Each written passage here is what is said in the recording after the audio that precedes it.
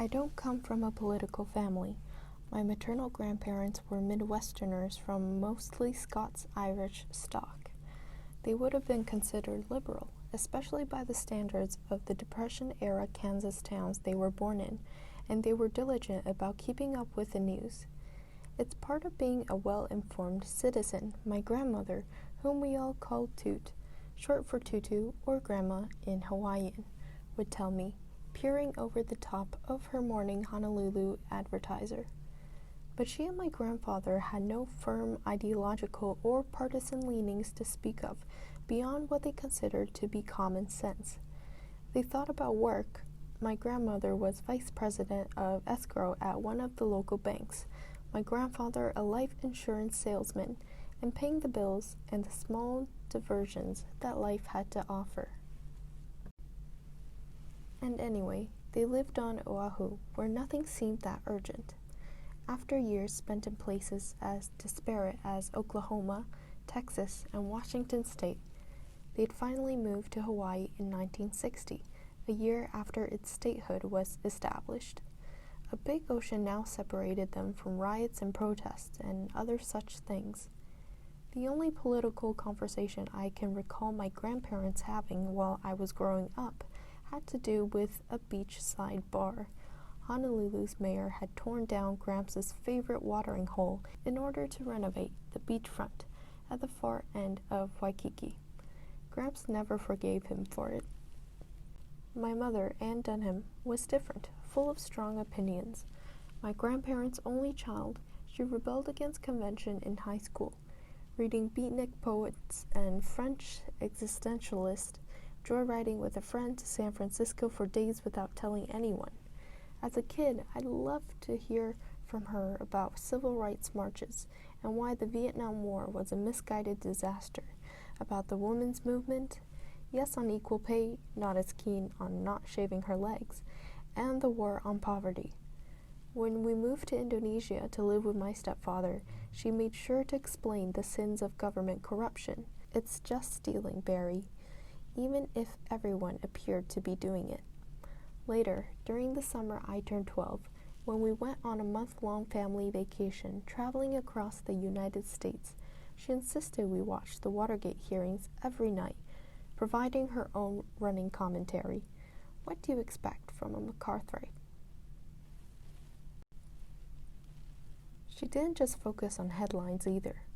Once, when she discovered I had been part of a group that was teasing a kid at school, she sat me down in front of her, lips pursed with disappointment. "You know, Barry," she said, "that's the nickname she and my grandparents used for me when I was growing up, often shortened to Bear, pronounced Bear. There are people in the world who think only about themselves. They don't care what happens to other people so long as they get what they want. They put other people down to make themselves feel important. Then there are people who do the opposite, who are able to imagine how others must feel and make sure that they don't do things that hurt people. So," she said, looking me squarely in the eye, "what kind of person do you want to be?" I felt lousy. As she intended it to, her question stayed with me for a long time. For my mother, the world was full of opportunities for moral instruction, but I never knew her to get involved in a political campaign. Like my grandparents, she was suspicious of platforms, doctrines, absolutes, preferring to express her values on a smaller canvas. The world is complicated, Bear. That's why it's interesting.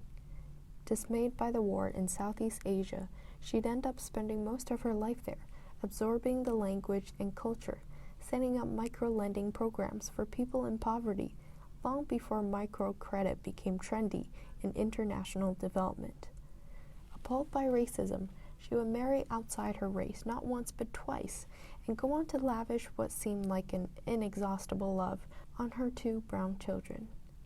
Incensed by societal constraints put upon women, she divorced both men when they proved overbearing or disappointing, carving out a career of her own choosing, raising her kids according to her own standards of decency, and pretty much doing whatever she damn well pleased. In my mother's world, the personal really was political.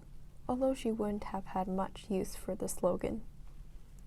None of this is to say that she lacked ambition for her son. Despite the financial strain, she and my grandparents would send me to Punahou, Hawaii's top prep school. The thought of me not going to college was never entertained, but no one in my family would ever have suggested I might hold public office someday. If you'd asked my mother, she might have imagined that I'd end up heading a philanthropic institution like the Ford Foundation. My grandparents would have loved to see me become a judge, or a great courtroom lawyer like Perry Mason. Might as well put that smart mouth of his to use, Gramps would say.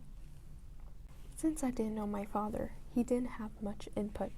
I vaguely understood that he had worked for the Kenyan government for a time, and when I was 10, he traveled from Kenya to stay with us for a month in Honolulu. That was the first and last time I saw of him.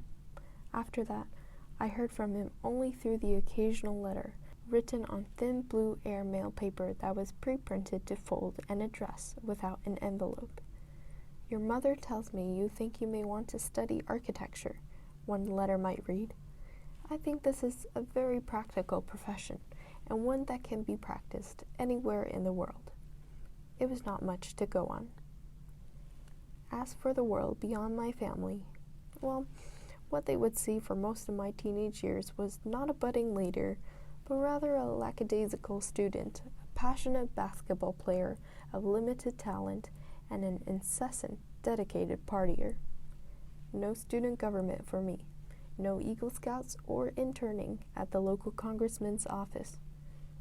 Through high school, my friends and I didn't discuss much beyond sports, girls, music, and plans for getting loaded. 3 of these guys, Bobby Titcomb, Greg Orm, and Mike Ramos, remain some of my closest friends. To this day, we can laugh for hours over stories of our misspent youth. In later years, they would throw themselves into my campaigns with a loyalty for which I will always be grateful, becoming as skilled at defending my record as anyone on MSNBC. But there were also times during my presidency, after they had watched me speak to a big crowd, say, or receive a series of crisp salutes from young Marines during a base tour, when their faces would betray a certain bafflement, as if they were trying to reconcile the gray man in a suit and tie with the ill-defined man-child they'd once known. That guy, they must have said to themselves, how the hell did that happen? And if my friends had ever asked me directly, I'm not sure I'd have a good answer.